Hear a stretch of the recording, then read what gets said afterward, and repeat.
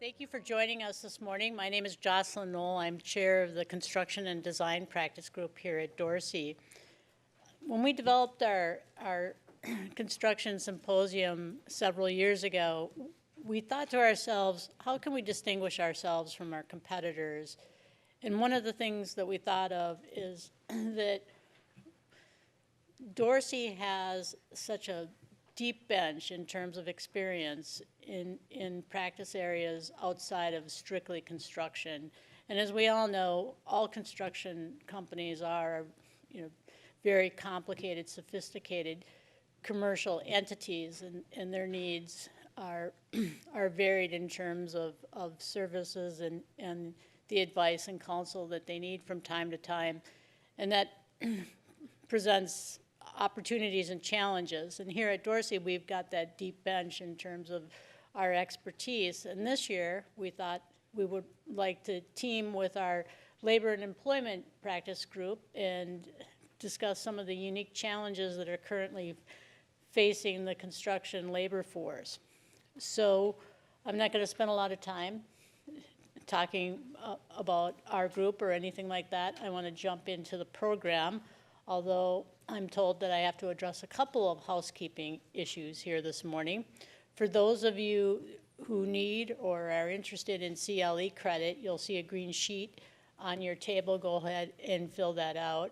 And we are either approved for CLE credit or we will apply for CLE credit in your jurisdiction. Launching today's program, our first session is hashtag #U2, why the construction industry needs to focus on sexual harassment. Our panelists are Mary Wawro, who is the Vice President and General Counsel of Ryan Companies. And Mary, Ryan Companies was in the news just yesterday, I believe, for the first time in Ryan Companies history. You're not going to have a family member at the helm as CEO once Ryan passes the torch. So this is a milestone for Ryan, who continues to grow its business, and that's exciting news for all involved. And probably Pat, since he gets to go off and start a new chapter in his life and enjoy life instead of running the business. We have Jim Horn, who is the Chief Human Resource Officer of Ulteig. Ulteig is a national engineering company. So Jim, thank you very much for joining us. Melissa Raphan, who is a partner in our labor and employment group based here in Minneapolis. And then Ryan Mick, who will serve as the moderator. And I, suggested to Ryan that he should have a chair here and, kind of sit back and have a pipe and be a great moderator, but he chose to ignore my sage advice. So, Ryan, I'm going to pass the baton to you and enjoy. And by the way, if you have any questions, please go ahead and ask. This is intended to be, an informal structure, so, give and take is always appreciated. Thank you. Thanks, Jocelyn. And that is one of the few times, everybody, that you should not take Jocelyn's advice. As a general rule, you always should. This is an important and timely topic. For the last year or so, we, and I mean we very broadly, have been engaged in a national dialogue about this thing called Me Too. Obviously, we all know what that is, but sometimes there's some misperceptions out there. Some people think that this is really a Hollywood thing that comes out of Harvey Weinstein and people like that. But it didn't take long for the country to realize that Hollywood was really just the headline over a much deeper problem. So the dialogue quickly became national. It crossed sports, it crossed politics, it crossed academia, and of course, it crossed the workplace. And of course, anytime you have a national dialogue, there's a place for the law in that dialogue. And as you'll hear today, when it comes to sexual harassment, the bar is raising and the law is changing. And that didn't take long to happen. Within a few months of Me Too really starting to make headlines, we saw legal changes. We saw states changing the law to make it impossible, or at least difficult, for employers to include non-disclosure provisions in sexual harassment settlements. No more secrecy. We saw in the federal tax law that passed and made headlines in January a similar provision that made it difficult or impossible to include sexual harassment settlements as business expenses if there was secrecy, if there was a non-disclosure provision. Just last month, and it's not up here because we're continuing to learn about it, but just last month, New York State passed one of the most sweeping laws intended to target sexual harassment in the country. It includes mandatory written policies to prevent sexual harassment. It includes mandatory annual training over sexual harassment issues. It includes the scope of protection for sexual harassment under state statute. Usually those are protections available to employees. In New York State now, those protections are available to independent contractors as well. Like the trend that we've talked about, the non-disclosure prohibition was a part of that law. And taking that a step further, mandatory arbitration provisions that would cover sexual harassment are now outlawed in New York State. So you can't keep those disputes private. They're going to be disputed, they're going to be litigated in a court of law rather than before a private arbitrator. And as you'll hear later today in our discussion, this trend is now reaching Minnesota in a very significant way that some of you may have seen in the headlines. But of course, anytime you're talking about law, you're talking about something that really intersects with culture, whether that's national culture or workplace culture. And frankly, that makes this discussion particularly critical for construction companies because, like it or not, you deal with some stereotypes in the market. With underlying public perceptions like those, this is something that the construction industry, whether you agree with them or not, has to take seriously because, again, when you're thinking about something that has the gravitas in terms of a national discussion as Me Too does, you start behind the 8 ball a little bit with that. So let me start by turning to you, Melissa. Talk to us a little bit more about how we got to where we are and what trends you're seeing as outside counsel to companies across the spectrum when it comes to sexual harassment. So 30 years ago, when I started practicing in the employment law arena, I was doing a sexual harassment case for a construction company. And there was a crew of probably 10 people, 9 guys, 1 woman. And her allegation was, among others, that she had asked one of her colleagues to give her something, and he said, I have a tool, how can you use it, something like that. And she looks up right and his pants are down. And so to sort of follow up on Ryan's point, that is the stereotype of the industry, but there was some truth to it, right? Male-dominated industry, there were some real ingredients. So when we ask how we got here, and I am here to tell you, this is like all I do is employment work. Unlike, those of you who have a broader area of focus, this is all I do. Every day, all day, listen to these stories. The world has completely changed. It is a new normal, and we are not going back. How do we get here? Female employees decided to go public with complaints for the first time. And true, it did come out of the left coast, and it did come out of the entertainment industry. But it has really been picked up, and it is here to stay. In addition to the fact that the first group of women went public, the women who went public were important people, and a lot of attention was paid to them. And I think what we saw, I don't know if any of you followed the Nike situation that was reported in the front page of the New York Times on Sunday, but women at Nike felt like top leadership was not taking their concerns seriously. They were raising concerns internally, no one was looking into them, so they decided to take matters into their own hands. This would not have happened, I will tell you, even 6 months or a year ago. And what they did is they passed around a survey, and they took the results of the survey, it was the female employees, and they delivered it to the CEO. And within weeks of the survey being, analyzed and received, analyzed, and distilled, a number of top people were leaving. So what I can say is that the women are coming forward, and women are getting together in a way where their story is going to be told. What that has done is required employers to be incredibly proactive. And I don't know, Ryan, am I getting to your next question? I don't want to jump ahead too far. No, keep going. Okay. Yeah, we'll get there. So what I have been telling employers and what I have seen from our clients is this. Top leadership in every company that's paying attention is sending a message to the workforce. I don't mean sending a message of, you're going to be fired if you do X, nothing like that. But we have to create a safe and inclusive workforce. And however, whatever words they're using, top leadership is coming out very strong on the issue. Companies are doing training, and companies are reissuing policies in language that people can understand. Someone said to me, what should our sexual harassment policy look like? And I said, I think it could be as simple as behave yourself. Because we've sent out long policies for 30 years and it hasn't addressed the issue, so maybe now we cut to the chase and we just make it really simple and people understand it.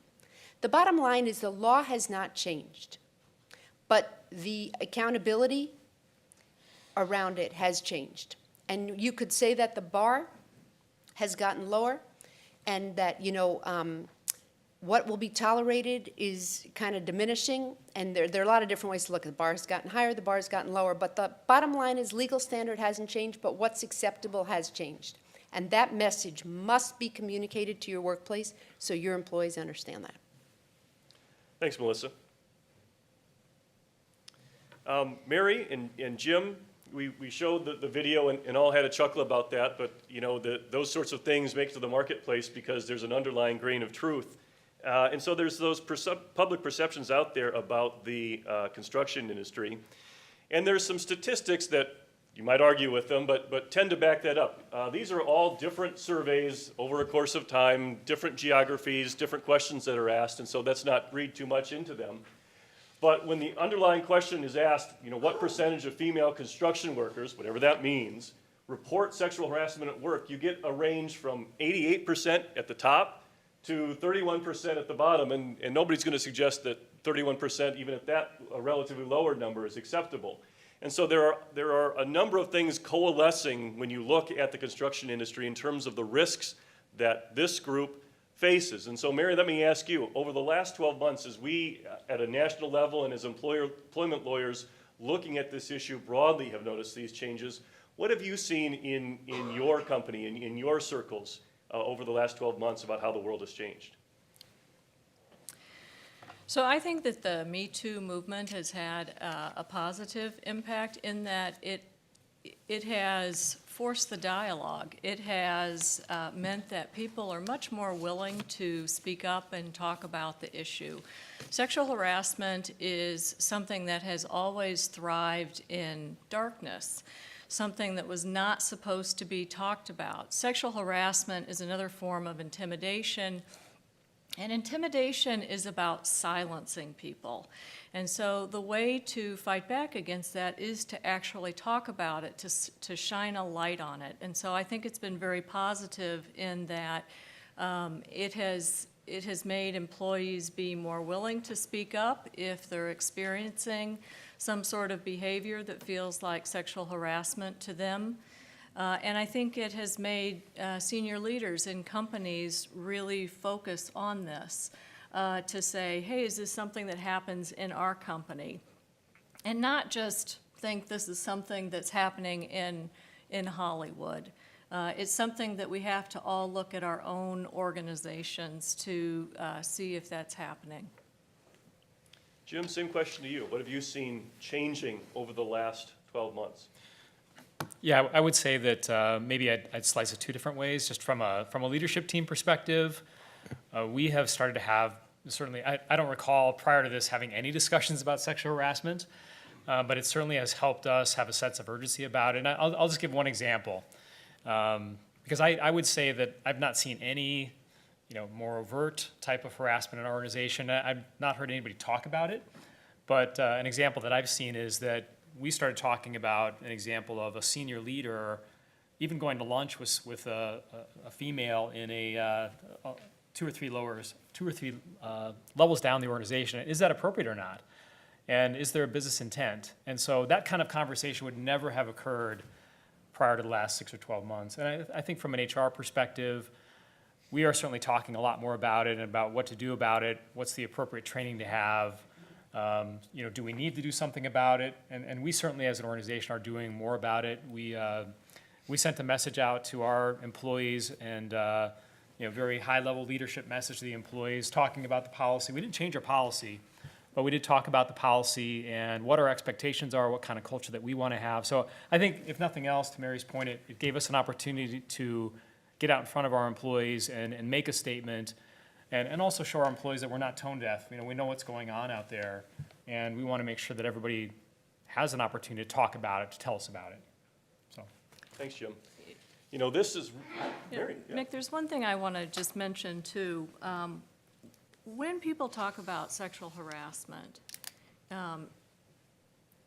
it's very subjective. So when I look at these statistics and I see 88%, and I think, you know, is this assault? I certainly hope not. But I think you have to understand that sexual harassment is going to be in the eye of the beholder, the person who that's happening to. And if they're subjected to a lot of boorish conduct, then that's going to constitute sexual harassment. I wouldn't want people to look too narrowly at the term and think of it only in terms of assault. Yeah. And I think if you get to that gender-based treatment, you know, the rude jokes, some of those types of things, then I guess some of those numbers, you know, might not surprise me over the course of your career if people are subjected to that. But I don't think that, you know, you can't define sexual harassment too narrowly. Right, right. And you know, what I would say is, I think company policies tend not to use the legal definition. Or, you know, they have the legal definition, but essentially, I think companies want to take the approach of any conduct that makes anyone uncomfortable should be addressed, right? You do not, as a company, want to decide, you don't need to decide, is this sexual harassment or not? And frankly, you know, right now the debate in the Minnesota legislature is that the legal standard that's being used is too high, so cases are getting kicked out. And I testified against the bill last week, and what I really said to these legislators is this: workplace disputes should be resolved in the workplace. So the issue should really be, how is a company handling someone's concern? Resolving workplace disputes with litigation, as anyone who's been through, you know, 15 minutes of litigation knows, is a very expensive and frankly not very satisfactory way to resolve disputes. So I would really encourage you, you know, in your company to simply have a process in place where people can raise conduct that makes them uncomfortable.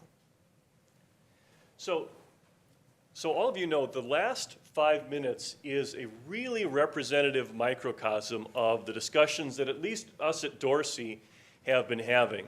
You know, you can do things, and we've got the question up there, what can employers do? And we've already started to talk about that. You know, we've got top 10 lists, and we can talk about those things. And so in the materials you have, we've got some compliance-focused tips for employers out there.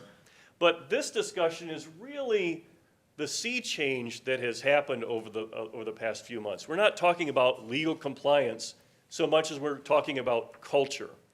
We're not talking about, you know, what level of bad activity do we have to deal with on a lawsuit basis? In other words, is there something below the level of getting sued that we don't really have to worry about? What do we have to do as employment lawyers and as business leaders to grapple with the reality that what we're dealing with, as Mary said, is something that certainly is objective when you're talking about what lawyers do in a court of law, but in a much deeper and more important sense is something that's a matter of perception and subjectivity in terms of culture and having a workplace that is open and welcoming and safe for all employers, all employees. So Melissa, you know, let's continue this conversation. What are the practical things that employers can do, and you've touched on some of them like training, to really come to grips with how the world has changed and make their workplace something that is now consistent with how that world has changed? So I think that, you know, Jim and Mary have touched on something that is really important, and that is that, you know, companies are talking about it. So when I was an associate at a different law firm, there was a guy who couldn't walk by a person without saying something inappropriate. I mean, it's just funny, right, that a lawyer would be doing that. He wasn't an employment lawyer. And the thing is, he was really well liked, and it was sort of joking, and people kind of thought it was funny, but we frankly all knew the day would come where he'd get sued for sexual harassment, which I'm here to tell you did happen. But I was a junior associate walking into my office, and there was a secretary who sat outside my office, and one day she had two peaches sitting on, like, right here, right, and she was behind the thing. And even as, like, a junior lawyer, I thought, I wish those peaches weren't there, because I know we're going to have a problem with them. Okay, the guy came around the hall, looked right at her chest, and said, nice peaches, right? And we all knew that was going to happen. That's like 7th grade boy behavior. And so I tell you that story because I really think in 2018, people need to understand that is over. And I don't think that was over in 2017. I mean, a client told me about a lunch where a woman and a man sit down, recently happened, business lunch, these are high-level people. The guy, she has sausage and eggs or something, and he makes a comment about the sausage on her plate. And you would think, oh my God, is that really still going on? And it's still going on. So what I'm here to tell you is a lot of low-hanging fruit. It isn't going to take much to change the culture. But it is really important to do that. And, you know, we've already talked about, you know, leaders coming out strongly, reissuing policies. I will tell you that I really do think the messaging around this is not an HR message. And HR certainly can craft and draft the message, but it needs to come from the top. This is just not how we conduct ourselves, right? This is a respectful workplace. And it really is becoming a business issue, not an HR issue. Having a really robust reporting process is important. And if any of you, you know, do not have a 1-800 line in place, I would really encourage you to put that into place. I think it's very important for people to raise concerns anonymously. Obviously, if concerns are raised anonymously, you have to figure out how you're going to deal with it. Sometimes you can. Sometimes, you know, they're saying, this happened yesterday afternoon at 4:59 between these two people. And even though the person raising the concern is anonymous, they've given you enough information you can look into it. Sometimes the information isn't there, but that is a really nice way to say, look, we give people multiple avenues through which to raise concerns, one of them being anonymous. And if you need help finding a vendor on that front, we're happy to help you with that. And increasing accountability for conduct, really important. Measuring people, having it be part of their performance review, how they treat other people, really important. Doing engagement surveys. What I would say is it's important for employers now to get a real handle on their workplace, to really understand how people feel about the workplace, because proactive employers will be rewarded, and those who are not proactive, who are kind of sitting back and waiting for people to raise concerns, are going to pay a high price. And I'm not telling you that because, you know, to threaten you or to make you feel uncomfortable, because frankly, the lawyers win. At the end of the day, with these sexual harassment cases, the only ones winning are the lawyers. Plaintiffs' lawyers taking 40% contingency. Defense lawyers, you know, we're happy to help you. We just want to help you not get there. We want to help you get workplace disputes resolved in the workplace. So Jim, we're hearing this theme that we really have a coalescence now between business leaders, the lawyers, and HR, who really have to and are working together to address a problem that, to Melissa's point, nobody really saw coming 8 months ago. But let's talk about HR in particular from your perspective. What is HR's role? What is their highest and best use as we grapple with this new issue? Yeah, and I agree with the comment earlier about you know, leadership involvement, because I think it's given us an opportunity to be more thought leaders on the topic. And I would say, you know, the messaging to me, it can come from HR, it can come from leadership, but I think actually coming from both is appropriate. You know, our role is more thought leadership on the topic, but business leaders, I think sending that message at the highest level is really critical. Beyond that, I haven't seen a lot of a change in terms of how we do our jobs.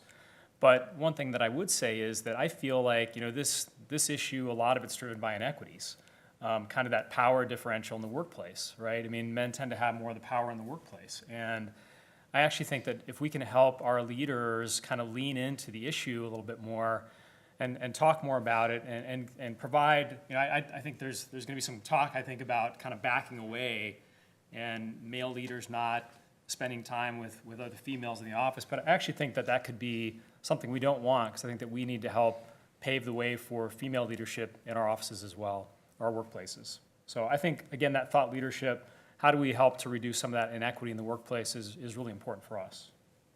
One of the things you mentioned earlier was the importance of training, and I wonder if you could talk a little bit more about that. Have you seen training change? Do you think it needs to change if it hasn't? What do you think makes for an effective training program now, given the changed world? You know, one thing that I've seen, so I'm not gonna say that we're the best at this either, but what I would say is I've seen the training get more provocative. So we're doing an online training with a vendor, and there's some stuff in there that is pretty provocative. I mean, it kind of makes you go, wow, like, should we even be talking about this stuff? Is this too much for our office? Are people going to be shocked by it? But at the end of the day, I just said, you know what, I'd actually rather have them be shocked a little bit and be more aware of things that could be happening.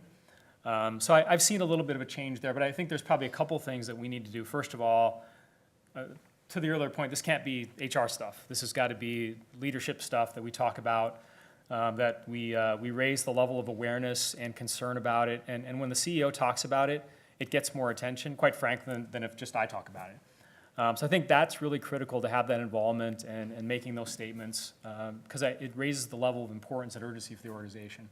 But I think also, you know, putting a policy in front of somebody and having them sign it, or having them read something or go through training and sign it, that's okay, but it's better if we're actually talking about it, we're having group discussions about it, because I think even though it's uncomfortable, we actually want people talking about it, internalizing it, and because I think, I'll never forget, I was at a conference, an HR leader conference a couple years ago, and this topic came up, and there were maybe 5 women around the table with me, and I just asked them, I said, you know, have any of you ever been subject to sexual harassment? Every single one of them had. And that was just shocking for me. And if I hadn't heard that, I wouldn't have realized how big of a challenge this is for women in the workplace. So talking about it, understanding it, is really helpful. And if I could just follow up on one point. So, you know, when I take a deposition of a plaintiff in a sexual harassment case, I'll say, have you been trained? And the person will say, you know, probably. Have you ever seen the policy? Well, I know it's somewhere out there on the internet. And there's a huge difference. I mean, what I want people to say is, oh yeah, you know, they're talking about it all the time. I've seen the policy a million times. That's really what you want. I think Jim's point is so good. You don't want it to be a one and done. You know, when I had orientation, they gave me the policy and I signed it. Because frankly, the only person I've ever seen read any policies is my son, my 8th grade son, who got a job at Lund's and spent 4 hours reading the employee manual.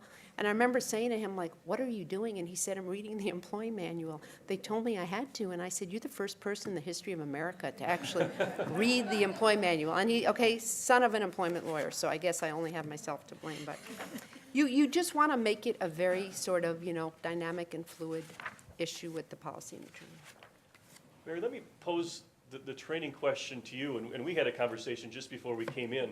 You know, there's the importance of doing training. There's the importance of making certain that the policy is known. There's the importance of repetition to make sure that it becomes a known quantity and an understood quantity. But I can tell you in the conversations that I've had with any number of companies, there has been something of a dissatisfaction with the meat, the substance of the training. It's been compliance oriented. It's been talking about legal standards. It's been talking about, you know, how do we avoid getting sued? Is that changing, or should it change going forward? I definitely think that should change. Is it changing? I don't know. That's something for all of you to ask yourselves as you think about your companies. But I firmly believe that is something that should change. Compliance is only going to get you so far. And I think compliance you know, is consistent with the results that you've seen, Melissa, in depositions, where people say, yeah, I'm sure it's there someplace, or I may have seen it once upon a time.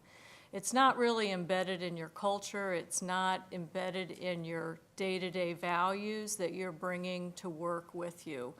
So I think it has to move, in order to really effectively address the issue, I think you have to move from compliance to really make it part of your culture. And you have to You have to have every manager, you have to have every senior leader in your organization really focus on that and understand that. I think that there are a lot of people who have just simply never thought about it. I can think of any number of men who I've worked with who are really, these are nice people. They're committed people. They're trying to do a good job, but they don't understand the gender issues. They may not understand minority issues because it's simply not been part of their experience. And so I think if you can enlarge that conversation and move it from compliance to really to move it to culture, and think about how you can drive that forward in your organization, that's going to bring better results. I mean, Enron, I'm sure, had beautiful policies, and I'm sure Volkswagen did too. But those are examples where the compliance perspective really just doesn't, it only can accomplish so much. It's there to trot out when you've got litigation that, yes, we had these policies, but it's not necessarily changing the actual culture of the organization. And I think Mary's point is so really excellent and really needs to be brought home. A client recently, Deputy General Counsel of a law department here in town. 20 years ago, this law department had one woman. And, let's say 25 guys. Today, it probably is 60-40, maybe women, men, because a GC made a very concerted effort to have it be more diverse. And what this Deputy General Counsel told me is, it is now part of our brand that we have a diverse and respectful workplace. And the truth of it is, people know, if it's part of your brand, you're just going to attract a different kind of talent. And I think that's what Mary's saying. It really needs to be in the DNA of the organization. It can't just simply be the one and done. I think it's a great point. And I think that's a great transition to the next part of our discussion, which we framed up as the question, is there a deeper problem? You have some statistics in your materials, and I'm not going to spend a whole lot of time on those, but the gist of those statistics are that the construction industry, however you want to define that, is projected to grow by leaps and bounds over the next 5 years or so. But at the same time, there's a lot of information out there suggesting that women are playing a very small role in the construction industries and therefore are at risk of not really realizing the benefit of the overall industry growth. Mary, one of the most interesting parts of our conversations has been around this more fundamental issue, and I know you have some really significant thoughts on that. So why don't you tell us about that? So the deeper problem that I see from sexual harassment is, I look at it in a very broad sense in terms of equal opportunity. And our industry is facing a labor shortage. And so we're all competing for talent. We're competing for talent for project managers. We are competing for talent for superintendents and for our field force. And so, it is tough to recruit people to the field where it's a revolving workforce, where when a project is done, they may be laid off, then they're waiting for their next job assignment. You've got traveling superintendents who have to move someplace for 18 months, 2 years, living in an apartment. They're being removed from families. They're being removed from their communities. So it really takes a unique person to be able to do that. So we're all competing for this talent, and how are you going to really distinguish your organization? And Melissa, summarized that point very well in that you want it to be a respectful environment. If it's a good environment for everyone, where everyone has equal opportunities, where people have a voice and can be heard, and where certain behavior is not going to be tolerated, then that is going to attract a different workforce. Women make up 50% of the workforce. You cannot move your organization from good to great without tapping into all of the talent that women bring to your workforce. Jim, do you have thoughts on that? Yeah, I mean, that would have been my point as well, as, we can't afford to disenfranchise any segment of our workforce. So as we look at, for example, succession plans in the organization, and, we certainly realize that we can't afford any, there's never enough folks on your bench, is kind of my perspective. You always want more successor to leaders in your organization. And so if any of those folks feel like they are not having the same opportunities as others in the organization, they're going to go find someplace else that does that. Even if there's just a perception, right? So they might feel like, in talking to a friend, that, hey, we do a better job over here than what you guys are doing at Ulteig. That's a killer. Boy, that kind of stuff dies really hard. So we can't afford to do that. We've got to enfranchise and give everybody the same opportunities. Melissa, you and I are not only litigators, but we're also counselors, and we counsel across industries. And this is an issue that clients ask us about, because it's not just defense, there's an offensive component. How do we do better? Any thoughts on a broader perspective on this challenge, just to ensure that there's a deeper equity within the workplace? So I think there really are two ways to look at it. One is sort of the compliance piece, right? You want to make sure you're looking at pay equity issues. You want to make sure you have robust reporting procedures. But the other really is what kind of environment are you creating? And it's funny, I have a client who's in a situation right now where some women have complained that they're not getting appropriate opportunities. And while we can explain the situation that each of these women has in a way that, I think there's no legal liability, 5 other women left the organization because of the same male executive. It's not sexual harassment, it's just they perceive that he does not respect women. When they talk, he ignores them. If a man makes the same point, he says, oh, Jim's point is so good, that whole thing. And so what I think is, without sounding like everyone just needs to sort of put their pencils down and kind of have a day of, rest and thought at work, the level of awareness in organizations needs to really take an exponential jump fast, because people are no longer willing to say, oh, that's just so-and-so or that's just so-and-so.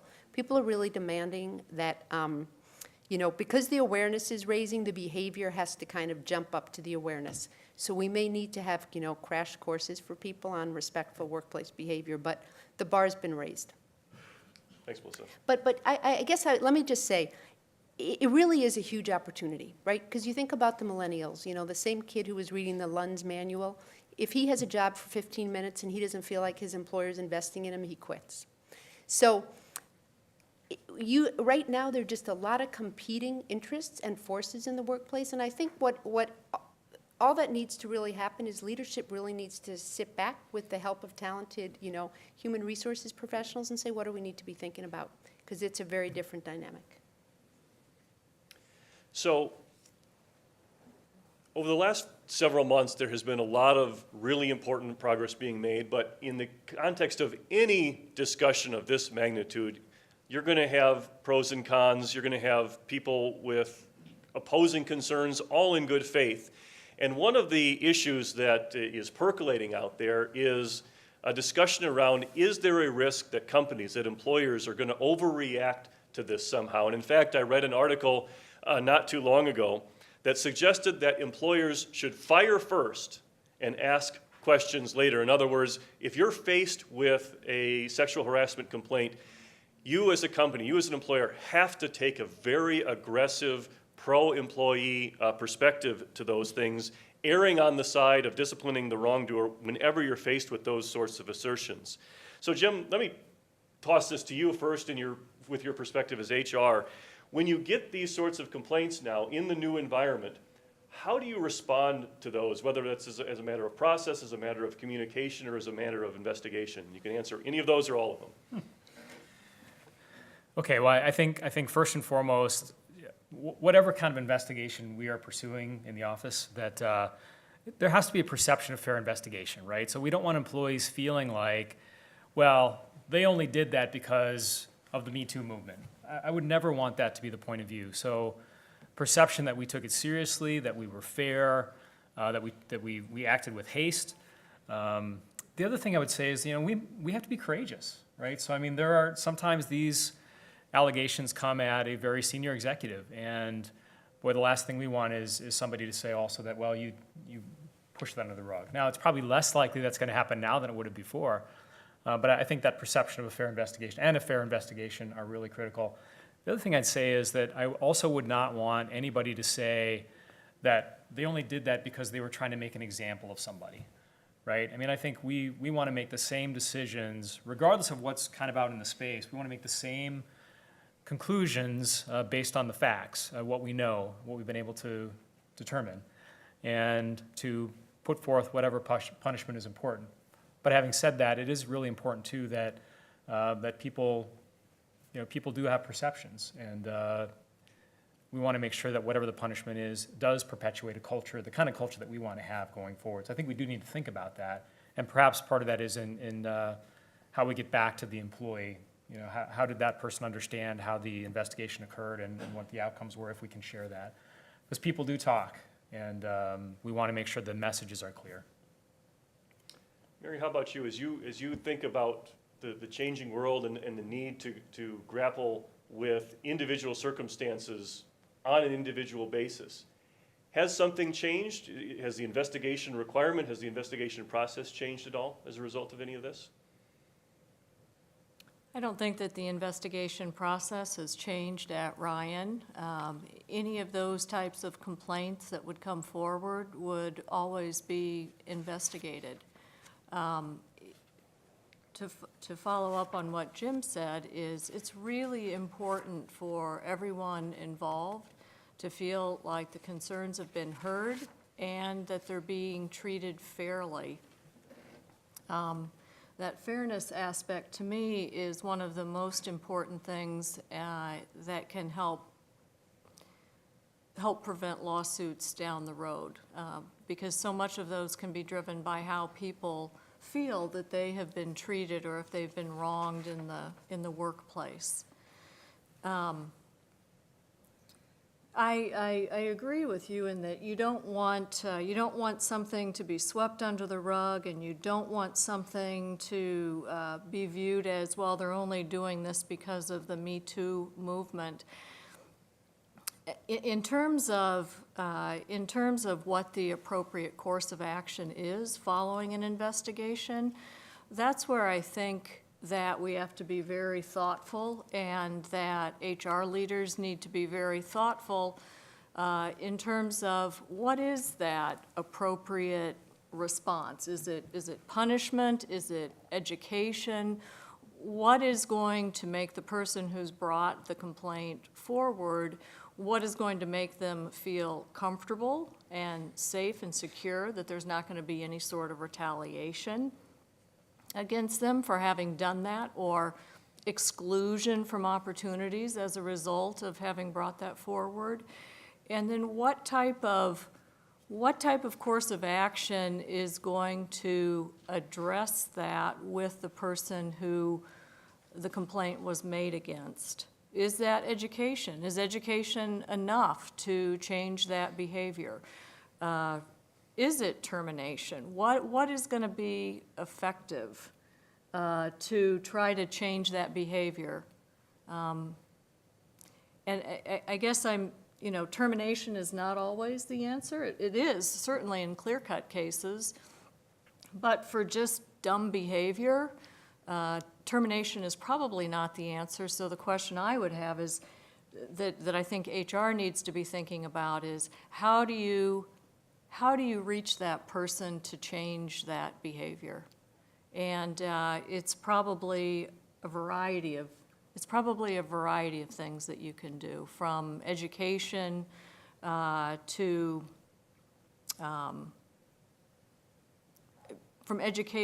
compensation to promotion. I mean, I think there are a lot of tools in the toolbox that you can use, but I think you need to be thinking about all of them, because ultimately you're trying to drive that, you're trying to drive forward the organization, you're trying to create that respectful environment.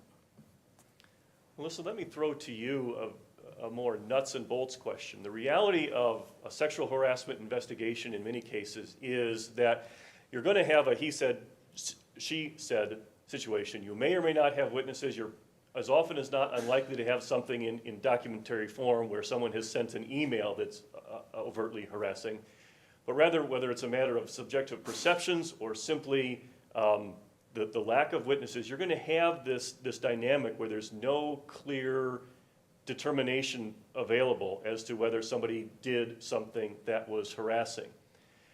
Do you have advice for our audience on how you grapple with those sort of circumstances? And maybe the most poignant question is, does the tie now go to the employee alleging harassment, given the changing dynamic that we have? Don't you love it? He asked the lawyer, do you have advice for the audience? What lawyer's going to say no? Of course. So I think there is a danger of employers overreacting, and I have to say, listening to Jim and Mary, they're so calm and they're so thoughtful. I have this image in my mind. Plaintiffs' lawyers are just always criticizing, your client didn't do this, your client didn't do this, and I'm always thinking, my clients generally really try and do the right thing and, have a multi-step process where they're really trying to get at the truth. But to answer Ryan's question, is the tie going to go to the person complaining in light of the environment today? I would say the answer is no, not necessarily, but here's what I do think. I think oftentimes employers don't do enough when they do investigations. So let's suppose a woman is complaining that, she was alone with her male supervisor and he did X, Y, Z and there were no witnesses. I have seen tens of hundreds of HR reports that would say, she said this and he said this, I can't substantiate it, therefore we're just going to, just kind of leave it where it is. And I don't believe that. I believe you can usually break the tie. And I have a couple thoughts on that. I heard a plaintiff's lawyer say something very interesting recently, and he said, oftentimes, if someone really is being harassed, and I'm not talking one joke, one comment, one whatever, I'm really talking like a pattern of harassment, that person is going to tell someone. Like, person might tell, let's assume it's a female, because it's typically a woman who is complaining, might tell her mother, might tell her best friend. So ask the person, did you tell anyone about this? And if the person says, I told my mother about it, consider whether you're going to call the mother. Because here's the thing, a year ago I might not have said that, but you might, if you're trying to break a tie, you got to do what's available to you. And I would probably consider in that circumstance doing it. I'm not saying I would, but I might consider it.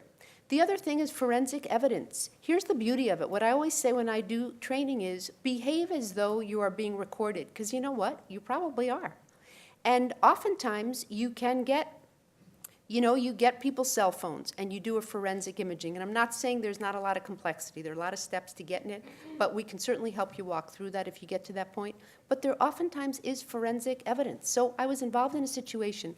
This I will tell you, in my whole 30-year career, this is probably the most remarkable story I've ever heard, is a sales organization, and the woman on the East Coast has a sales mentor on the West Coast.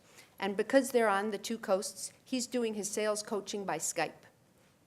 And so they have their computers up, right, and they're doing a whatever, Skype call. And she alleges he told her to take her clothes off. And, I love to say I'm not the most technologically savvy person, but I understand if you close the computer, you don't see the person anymore. So if someone on the West Coast tells you they want you to do something you don't want to do, you close your computer, you put it away, and it's game over. Well, she took her clothes off, she says. And then she says he took his clothes off. So, very unusual story, right? They just feel like we must be missing something here. Well, it turned out, he said that they were actually having a relationship. And he turned over voluntarily, gave the company his cell phone like printout, and they looked at all the back and forth between them, and it in fact did look like there was some kind of relationship going on. So there are very creative ways to break the tie now that we didn't have some time ago. And I would submit that you can typically break the tie. In this political environment, would I say the tie should go to the complainant? I wouldn't. I mean, I echo very much what Jim and Mary are saying. Don't overreact. I think you still have to bring the same thoughtful, deliberative approach that you would bring. So I wouldn't overreact. I think you can break the tie. What I would say, though, is oftentimes at the end of an investigation, the HR person might say, we can't substantiate the allegations, or we can substantiate them. I can't tell you what happened, but please know we're doing what's right. I don't think people are going to stand for that anymore. I think you have to be much more transparent in terms of what you are prepared to do. You don't have to say exactly what happened, but I think more transparency, and I don't know how my fellow panelists feel about it because we didn't rehearse this part, but I think more transparency is important. In the interest of time, let's keep moving. Melissa earlier mentioned, and you may have all seen it in the newspapers or online recently, that the Minnesota legislature, both the House and the Senate, has proposed legislation that would eliminate the severe or pervasive standard for sexual harassment under Minnesota law. And I don't want to get into a dissection of all of the elements of that, if for no other reason that if we have a discussion about it, it'll probably change by noon in terms of what's likely to pass or not pass coming out of the legislature. But rather, let me do this. The point, Melissa, is that the statute is to lower the bar for sexual harassment liability in Minnesota. Whatever the ultimate language is, that's the point. And that has implications for summary judgment. I don't want to make this a litigation lecture, but it has implications for summary judgment. It also has implications for how employers should look at the workforce. And one of the interesting things that you and I have seen as we've explored this is the idea that the law is supposed to be objective. But what we're seeing out there is a new bar for what might be objective sexual harassment. There's a survey that The Economist did at the end of last year that, kind of surprising, said that about 25% of US millennials believe that a man asking a female coworker to go for a drink is sexual harassment per se. And so the question that I'd like you to touch on briefly is, how do you think this proposed legislation, if it passes, should affect how employers look at sexual harassment, and how do we grapple with the notion that the standard, the publicly accepted standard for sexual harassment might be going down? So I think this is a real concern for employers, and I would encourage all companies in this room to contact your legislators and have them vote against the bill, even though, as Ryan says, it's a moving target. Because when courts evaluate sexual harassment, they look at two levels. They look at, was it subjectively problematic, objectionable, and is it objectively objectionable? And what Ryan's saying is the standard on the objective is going way down, meaning it's much easier to bring a claim. I will say these cases, sexual harassment cases can be the messiest cases in court because they can be disruptive and costly, and you can't get out before trial. Hard to get summary judgment, so the bulk of them settle. So any standard that sort of makes it more difficult to have litigation end, I think, is problematic. And I think this is probably very telling, and I think it's very useful information, but it is very, what it should really tell employers is the workplace is really changing, and it kind of comes back to one of the points we made very early on in this session, which is employers really need to have their finger on the pulse of the workplace. Don't wait for problems to come to you. You need to really understand what your employees are thinking. Let me throw this one out to the panel as a whole. We talked earlier and had the graphic of a swinging pendulum.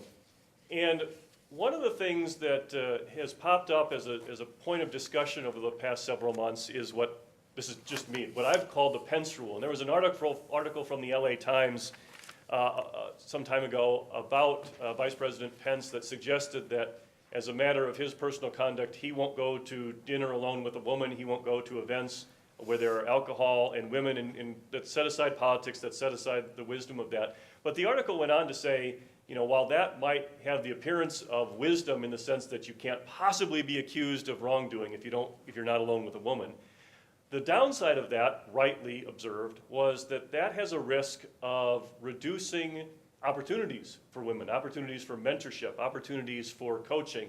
And quite apart from whether you think going to dinner or not is a good idea, is there a concern that men are going to overreact to all this and just say, if I'm at risk of sexual harassment for anything I do, just the tide is against me, maybe I should just disengage? Do you see that risk out there? And if so, what can we do about it?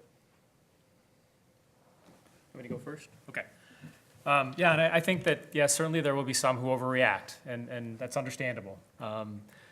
I was, when I was talking earlier about that situation where you had maybe the more senior male executive and then somebody lower in the organization, that is something that's got me thinking quite a bit. And what I would say is, we don't want men to disengage from those types of situations, going to dinner, lunch, whatever it is with females. But to me, the greater the level of disparity in level, the greater the thought that has to go into that. And so, if somebody asked me, Jim, should I continue to do that? I would say, well, if it's a direct report, that's an easy one, right? There's kind of an intent that's there, that's business intent. If it's somebody 2-3 levels down the organization, that business intent better be very clear. Mentoring is a good example of that. But I think the wider that swing gets, I would just say, try to be more inclusive. Try to include the whole team, right? Treat it more like a skip level. If you're trying to build relationships, do that with the broader team, because you want to enfranchise everybody in the team, regardless of whether they look like you or not. So that's what I would say. Don't overreact to it. Be more thoughtful about it.